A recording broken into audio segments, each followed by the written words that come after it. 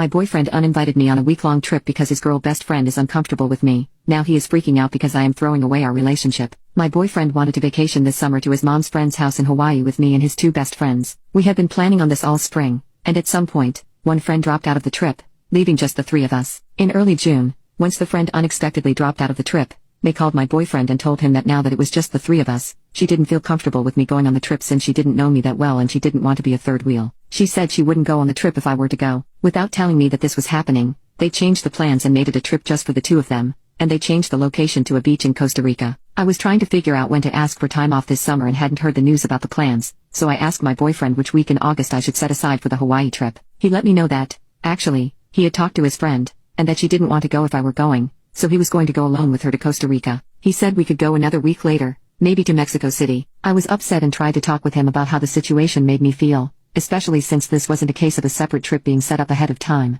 This was a case of me being invited and then uninvited from a week-long tropical vacation with a girlfriend of his who I had never met before. We eventually decided to make a trip together to Copenhagen, which we both wanted to visit, as compensation. I also asked to meet her to feel more comfortable with the trip. We spent the 4th of July going to see her and her boyfriend in the city where they live, and although it was nice to put a face to a name, it was ultimately a very cold trip, and she was not at all welcoming to me. My boyfriend remarked on how unfriendly she was to both of us, he thought, and said he was surprised she didn't act warmly to me. I went out of my way to get to know her and her boyfriend, but it didn't click. Even after several days, they were somewhat cold to each other as well. They bickered a little about their future and his 3-week trip without her, scheduled for the same time as their trip. This had been my effort to feel better about the trip, so I told my boyfriend that I still didn't feel comfortable with things and was insulted by how it was handled. I had tried to make things smooth between us, and I asked him to please come up with something to help me feel better about the trip. On a visit to his family, they asked about the trip. They were all shocked that he would have arranged it this way. They told me they would have been furious if they were in my position, which triggered a fight in which I asked him to please help come up with a strategy to make me feel better and more secure about them going together without me. He said he would never do this kind of thing again, which feels like not much to offer since this is a once-in-a-lifetime trip.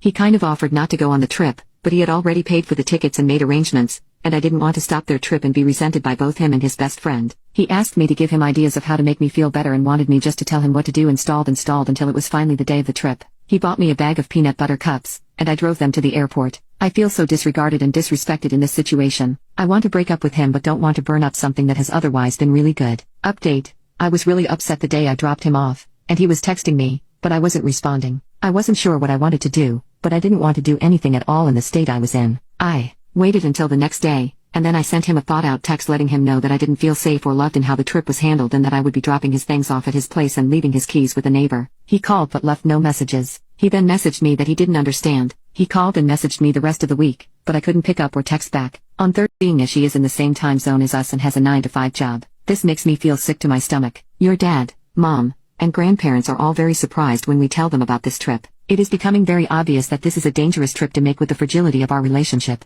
She arrived at my place very late, and we woke up the next morning so I could take the two of you to the airport. After this lead up, I know you can tell how unhappy I am. I fully absolutely know you can tell how unhappy I am. You leave, and when I don't respond to your text messages, you text me to tell me that you hope I'm okay and you're going to bed. No call. The rest of the week was rough. My text to you was met with, essentially, I'm sorry you feel this way. You tell me that I'm being unfair. There is no acknowledgement, and there still has been none, that this trip to a effing honeymoon destination, as we have discussed before, could be a crazy and horrible thing to go through with, even with my quasi-blessing. This is not something that people in relationships have to deal with. I guess this is not something that people in relationships do besides May. In the end, all of this is to say that I have felt serious emotional needs go seriously unmet in a way that is a deal-breaker for me. There have been some wonderful, very positive times. Still, there has been unnecessary heartache and suffering for me over things that come down to what I can only assume are personal differences. I cannot handle your relationship with May, and I suppose I could ask you to pick between her and me, but that's not what I want to do. I want you to have your best friend,